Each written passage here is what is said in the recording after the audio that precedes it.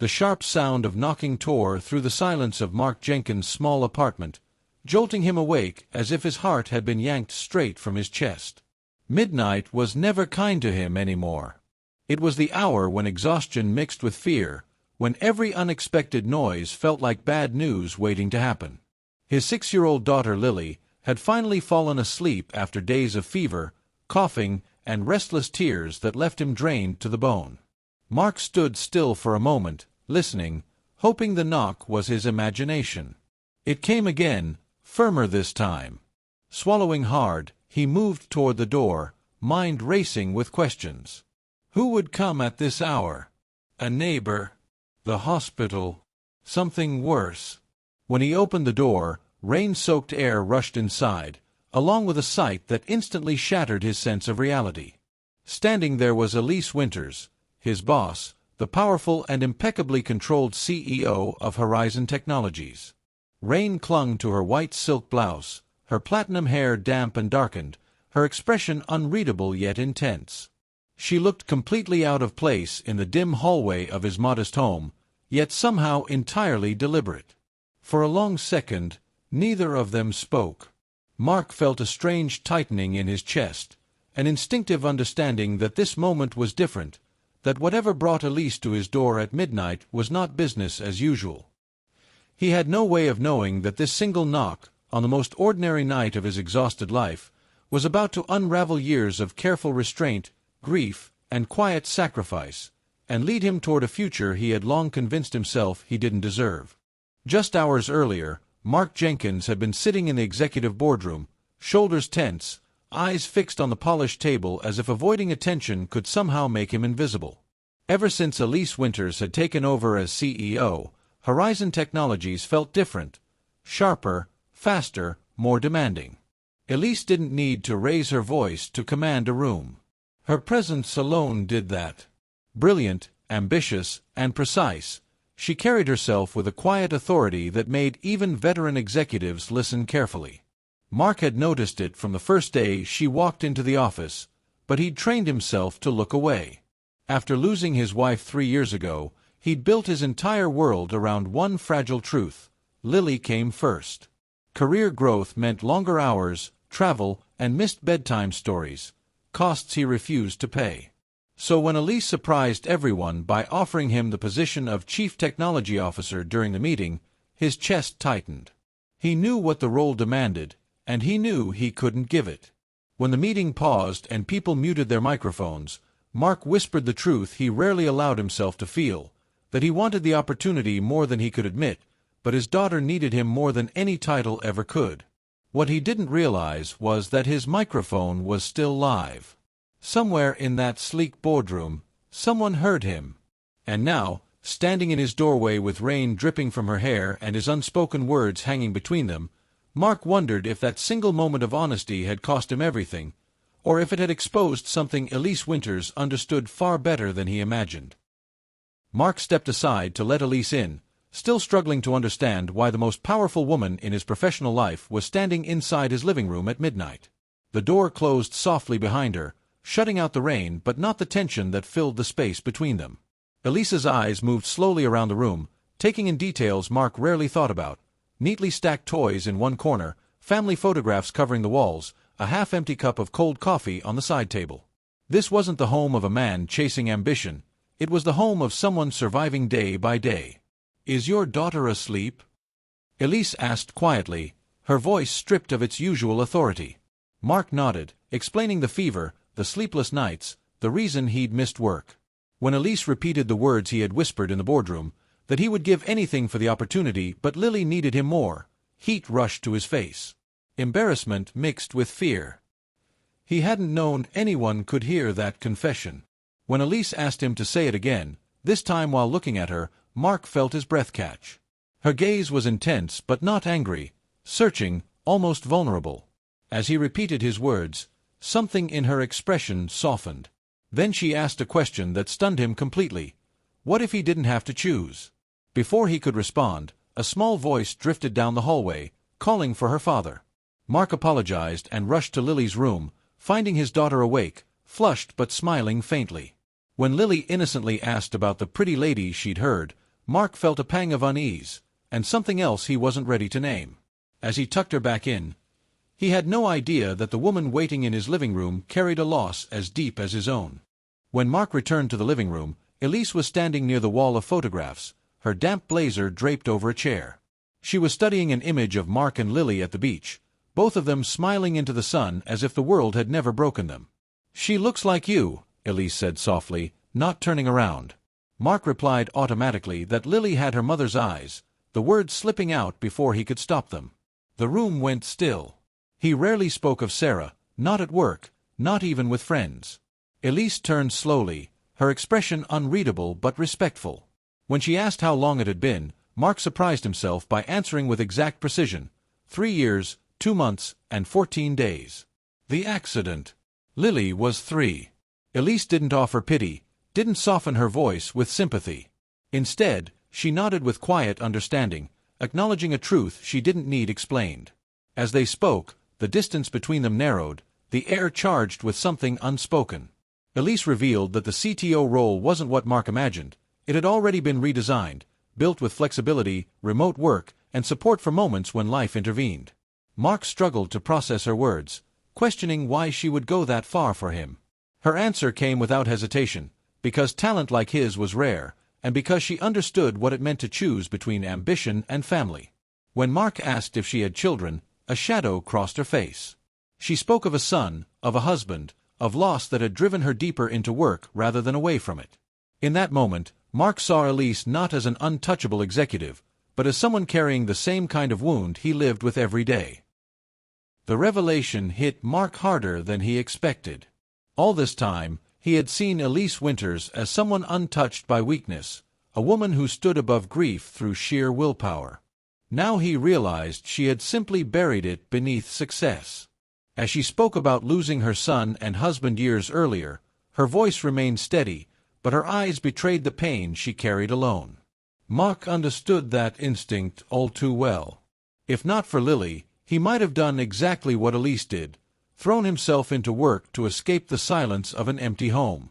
Elise told him she respected his choice, that putting his daughter first wasn't a limitation but a kind of courage few people had.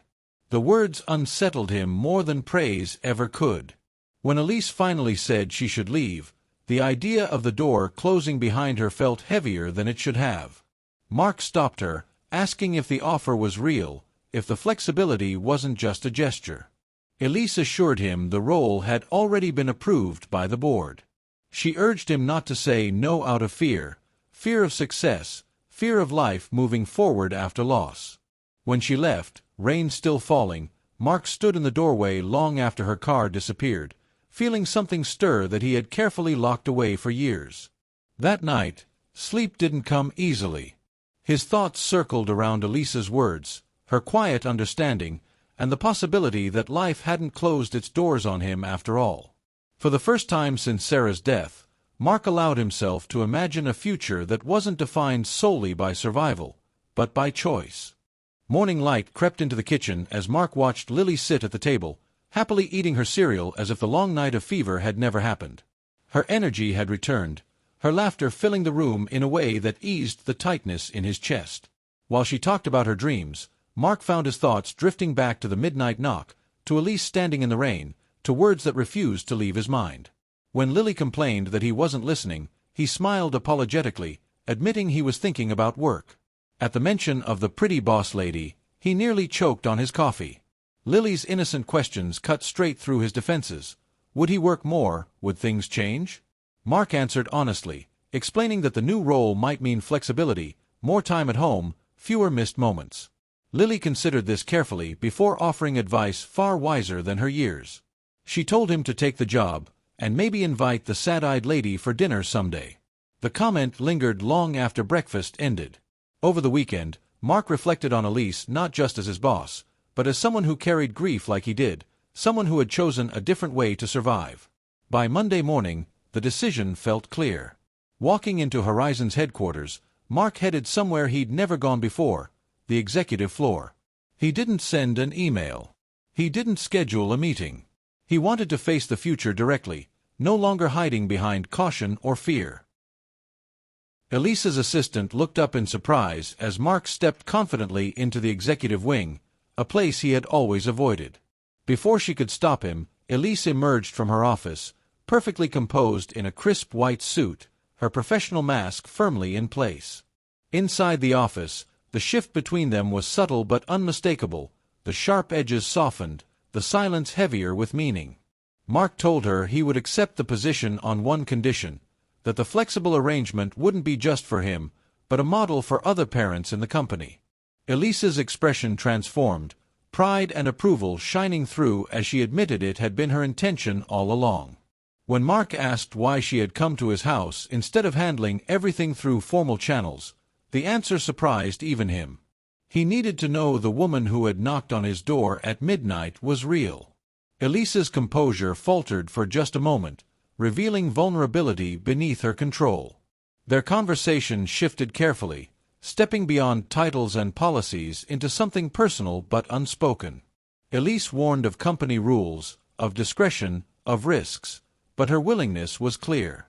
What began as mutual respect quietly crossed into something deeper. As Mark left her office, agreement reached, he felt a cautious optimism he hadn't known in years. This wasn't just a career move. It was the beginning of a partnership built on trust, understanding, and the shared belief that life could still offer connection after loss. 6 months passed quietly but meaningfully, marked not by dramatic moments but by steady change. Mark settled into his new role as CTO, discovering that the balance Elise had promised wasn't just possible, it worked. Flexible hours, remote work, and trust replaced the old grind, and productivity across his department improved in ways no one had anticipated. Other teams began following the same model, proving that success didn't have to come at the cost of family. Outside of work, Mark and Elise moved carefully, their relationship growing in quiet conversations and shared understanding rather than rushed passion. At the office, they remained professional, but in stolen moments and after-hours dinners, something real took shape. Lily noticed before anyone else. She took to Elise naturally, sensing a familiar sadness paired with genuine warmth. Elise, in turn, found herself laughing more, thinking less about the empty spaces grief had left behind. For the first time in years, she imagined a future that included family rather than replaced it with ambition. One afternoon, as Mark reviewed reports in his office, Elise stepped in under the pretense of a business meeting. She spoke of expansion plans, of company-wide changes, but her hesitation revealed something deeper waiting to be said. The professional success was important, but it was no longer the most significant thing they shared. Something personal was about to shift, and both of them felt it. Elise hesitated before speaking, a rare crack in her usual confidence. She explained that earlier that morning, she had dropped Lily off at school when Mark was tied up in meetings. What happened next caught him completely off guard. Lily had asked a simple, devastatingly honest question, whether Elise was going to be her new mother. The words hung heavy in the air, draining the color from Mark's face. Elise quickly reassured him that she hadn't encouraged the idea, only explained that some questions needed time and honesty. Then she admitted what she'd been carefully holding back for months. She had fallen in love, not just with Mark, but with Lily too. For the first time since losing her own family, she was allowing herself to imagine a future built around connection instead of avoidance. Mark felt the weight of the moment press against his chest. Grief, hope, fear, and love collided all at once. As Elise looked at him, vulnerability unguarded, she asked if he could see the same future she was finally brave enough to want. Time seemed to slow as Mark realized the answer had been forming long before this conversation. Elise was no longer an unexpected presence in his life. She was part of it. And with that realization came the understanding that healing didn't erase loss. It grew around it, making room for something new. Mark stood slowly, every step toward Elise feeling deliberate, certain. He took her hands in his, grounding himself in the reality of the moment. For years, he had believed survival was the best he could hope for, that love had already taken its turn in his life and left him with nothing but responsibility and memory. But standing there, Looking at a woman who understood grief as deeply as he did, he realized how wrong he'd been. Healing didn't mean forgetting. It meant choosing to live again. He told Elise that he was ready, not just for her, but for the future she imagined, one that included laughter, family dinners, and a child who deserved to feel safe loving again. That evening, the three of them sat around Mark's kitchen table, Lily animatedly talking about her school day while unknowingly stitching their lives together with every word. Elise listened with warmth in her eyes, no longer the distant CEO, but someone fully present. Across the table, Mark caught Elise's gaze and felt a certainty he hadn't felt since before loss entered his life. Sometimes, he realized, the most unexpected knocks come when we're at our weakest, only to remind us that hope still knows our address. If this story of love, healing, and second chances touched your heart, don't forget to like this video and subscribe to the channel for more powerful stories that remind us even after the darkest nights, brighter mornings still come. Let us know in the comments where you're watching from, and join a community that believes in resilience, family, and the courage to open the door when life knocks.